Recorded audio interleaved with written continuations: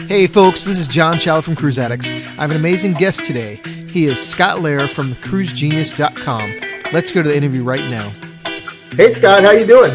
John, it's great to be here. Thank you. Yeah, thank you so much for taking the time to join us. Hopefully, we look okay. It looks like the signal is wonderful. I know you had to go to your secret location, and that's great. And so I'm gonna have a couple of questions here for you. But first of all, let's get down to it. How are you doing during this quarantine? Is everything okay in your home location? Well, I'm here in Jacksonville, Florida, and our governor just reopened the state a couple days ago. So I'm actually getting ready to go get a haircut today, and our beaches are open, and we are getting back to somewhat of normal. But again, I think people are still social distancing. I've got a 3-year-old, almost a 3-year-old grandson and a 1-year-old grandson, and so they live in Orlando. And it's been really hard for my wife and I to stay away because we love our grandkids so much. But we have gone down there and, of course, washing hands and all that stuff. But, here in Jacksonville and in Florida, I think we're getting closer to, I hate saying the new normal, but we are doing better, yes. Yeah. And so I'll get down. We're going to ask some cruise questions here. I've got about 10 and some bonus ones. This is like a little interview series, so we'll start that if you don't mind. So when was your first cruise and how many have you been on now? Oh my gosh, my first cruise like in 1981, and that was on the USS Samuel Eliot Morrison, FFG 13. I was a radarman in the Navy. I joined the Navy when I was 18 years old. I wanted to get out of Chicago because I wanted to see the world. And I tell you, ever since then, John, I've been in love with being at sea. And so I was in the Navy for 9 years, been all over the world, Italy, Spain, France, the Caribbean, all over. I went through the Panama Canal. And I loved just being out there. Now, granted, the food was not as good on my Navy ship as it is on Holland America or on Carnival, but I will tell you that cruising, there's just nothing like it, really. I love it. And then my first real cruise was on the Fantasy back in the 80s. And since then, 150 days on Holland America Line, 75 days on Carnival, a bunch of days on NCL, and that was on the Groove Cruise, which really changed my life. And God bless Jason Bukima and Wet Travel for the Groove Cruise. And then I was also on the Blake Shelton Cruise, which was a lot of fun. And so I'm really looking forward to getting back to cruising. I know it's going to be different, but still there's nothing like it. So those that don't know about your website, I wanted to touch on that. So how can people actually get a hold of you and get in contact with you and visit your website? Sure, it's thecruisegenius.com, and you can just Google my name, Scott, Lara, on Google. You'll see all my stuff, Twitter, Facebook, YouTube. I've got over 700,000 views on YouTube, over 4,000 followers on Twitter, and it's just been a lot of fun. I've been doing this a while, and I really have to thank Doug Parker, Cruise Radio, who really inspired me to do this. Doug and I worked at a radio station together here in Jacksonville when he started Cruise Radio years ago, and hats off to Doug. He just does a great job, and I love him. So what was it actually, I don't know if I asked this, what was it that actually made you fall in love with cruising? I mean, I know you loved being at the sea, but what about cruising actually made you fall in love with it? Unpacking only once, because that is so, even when, and I've fallen in love with all-inclusives. Everyone knows that. But with cruising, you're waking up in a different port every day. So you unpack once, and then, my favorite cruise was my 14-day Southern. I actually did it twice. Aruba, Bonaire, Curacao, Martinique, St. Bart's, St. Kitts. And so unpacking only once and waking up in a different port, you just can't beat that. Do you have a favorite port? I know this is going to be hard for you, but do you have a favorite port or call, and what makes you love it so much? I really love St. Thomas because of Magens Bay. And it's so funny. I know this is probably with you too, being a celebrity. My wife and I will be at Magens Bay, and somebody will always come up to me, "Hey, you're Scott Lara. I've watched your videos," and it's kind of fun. But St. Thomas, going up that mountain, up to the banana daiquiri thing, and seeing those birds and the view from up there, I just love St. Thomas. I really do. Yeah, it's funny you say that because all the times I've been to St. Thomas, I never went to Paradise Point. And we did this last one. I just didn't want to do too much there, but I wanted to get off the ship. Right. And it's really affordable. We bought the tickets. You can pretty much buy them anytime you want. Right. And boom, we walked across the shops, went up to the top of Paradise Point, and it was beautiful. Yeah, it is. And Megan's Bay, you got to go to Megan's Bay. Now, they did suffer some damage from a recent hurricane, but they are building back up. When you run into someone that says, insert excuse that I'm not going cruising, they've got all these excuses. What do you tell them nowadays? I mean, I know you also sell travel. You sold travel. What do you how do you handle these objections? Because Well, they're John, pretty about it too. They're like, no, I ain't doing it ever. well, John, that's a very interesting question because pre-COVID, now you have to keep in mind this too. Only 10% of Americans have ever cruised. Okay, and so the thing is that pre-COVID, people would say I'd feel trapped. I can't get off. I feel, and they have all these excuses, right? Well, the fact of the matter is now after COVID, those conceptions have now been redoubled, right? Oh, they were stuck on the ship. I can't get off. I'm trapped. So the thing is that now after COVID, if someone were to come up to me and say, "Hey, Scott, I don't want to go," what I would say is, listen, the cruise lines and the government are going to be redoubling their efforts to make sure the ship is safe and healthy and we're good to go. And listen, John, I'll tell you, if Carnival or MSC or NCL says, "Hey, Scott, you want to go?" I'd be on the ship right now because, it's going to be fun. I'm sure they're going to be doing things to make it, healthier.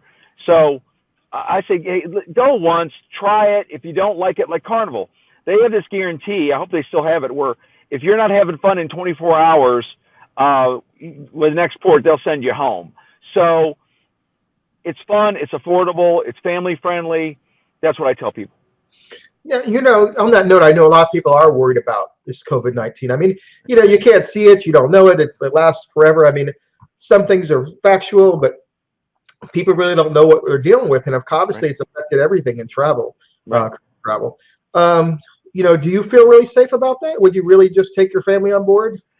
In a heartbeat, John, because the thing is, I know Carnival and the other cruise lines are working hard with the CDC, with the government, to come up with policies and procedures. So does that mean, like at the airport, if they come up with a thing for your head, are they going to do that? Are they going to be taking blood tests there at the port? I don't know, but I would feel safe. Now, I will tell you, to be quite blunt, I mean, you got Oasis, you got Freedom, 4, 5, 6,000 people. Those are a lot of people. And if you know me, which you do, John, and a lot of people know me, I love Holland America Line. Smaller ships, more intimate, 5-star food, 5-star service. I would be on a Holland America ship like, Maasdam, Veendam, because there are fewer people. But again, when you look at Oasis or Horizon or these bigger ships, I totally understand people's trepidation about being around 5,000, 6,000 people. And then you got to consider the crew, which is another 1,000. But I feel confident the cruise lines are going to do everything they can to make it safe. I really do. Yeah, I'm hoping we get a solution soon that'll, and it looks like, luckily the whole world is working on this and we can get a solution and get back to back to our normal lives. Right. I think we're all getting fatigued from it. So, so what are some of the simple pleasures you enjoy when you're taking a cruise? John, I love to relax. Okay.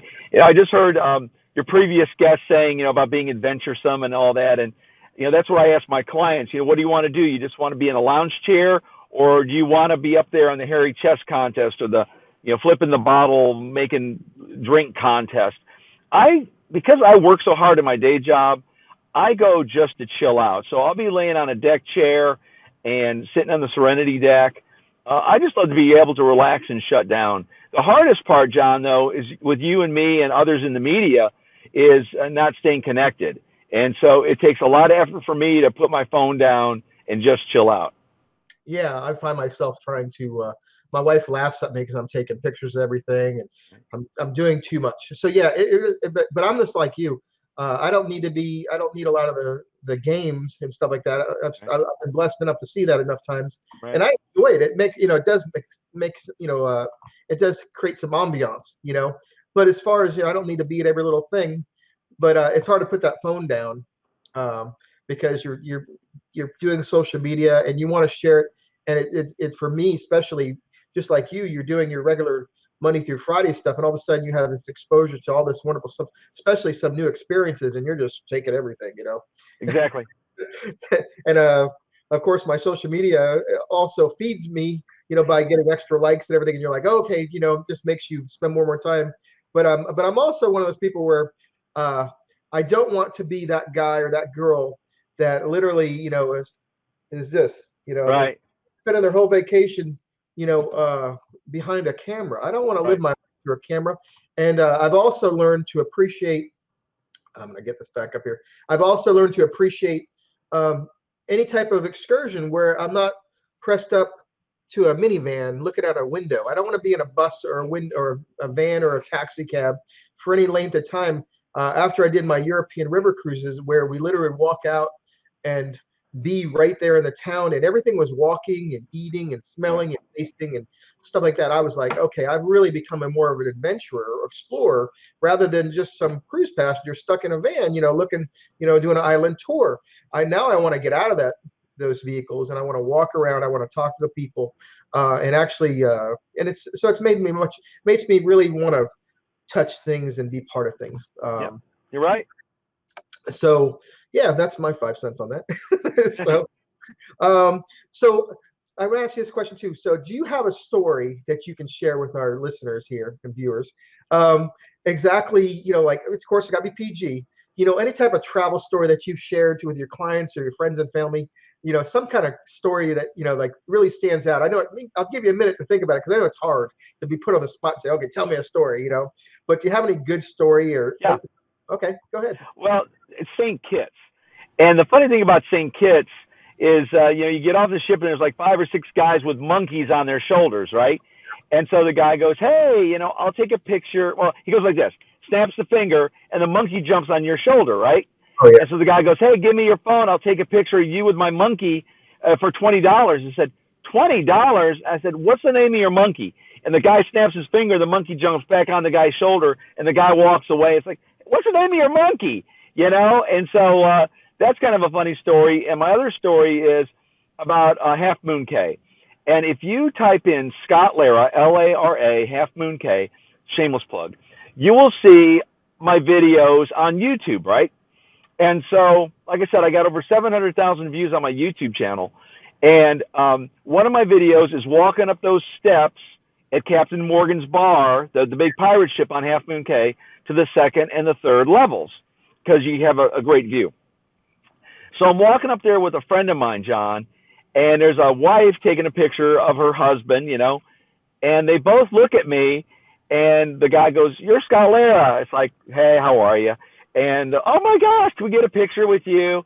And so then the husband said, Scott, I would not have known about these stairs in this upper area to get these great pictures if it was not for you and your YouTube channel. And so that is the real high for me. And one of my mentors is Gary Vaynerchuk, Gary V, and Google him. But Gary, talks about those highs when, people, recognize you, or they say good job, or they love you, or you're a fan, or whatever. And that kind of balances out all the down arrows that you see on your YouTube channel. But yeah, when you go to Half Moon Cay, go up those stairs and you'll see. Yep. Yeah, and I know we've talked about Doug Parker and Cruise Radio. Yeah. And, we've all probably read the Gary V's book called Crush It. Yep. Phenomenal book, and I think it really goes for anything. That's a plug for Gary V. Like, he needs one.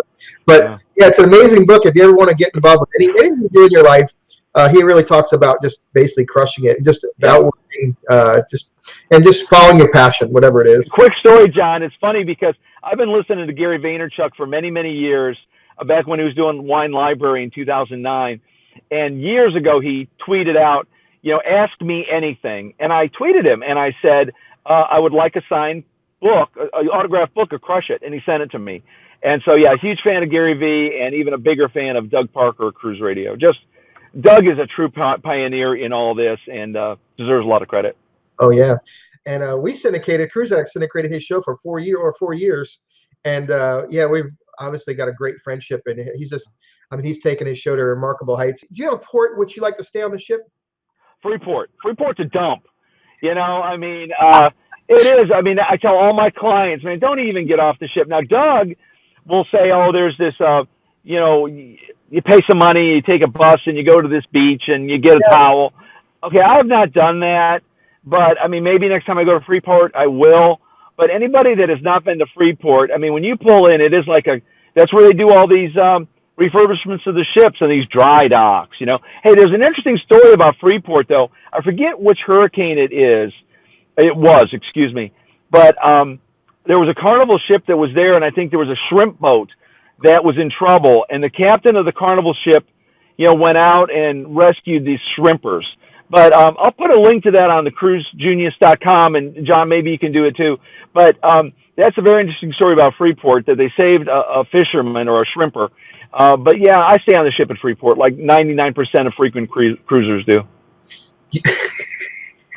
So, the good thing is, I think, like you said, these ports are actually working really hard and I've actually done that excursion with a beach excursion. There's a video on YouTube. There's a YouTube video there, where it's a beach day, a beach excursion day, and and there's also some resorts there, which I think Royal Caribbean is doing a bunch of investment. So basically, what I'm trying to say is there's a lot of investment in Freeport to convert people like Scott here that don't like it.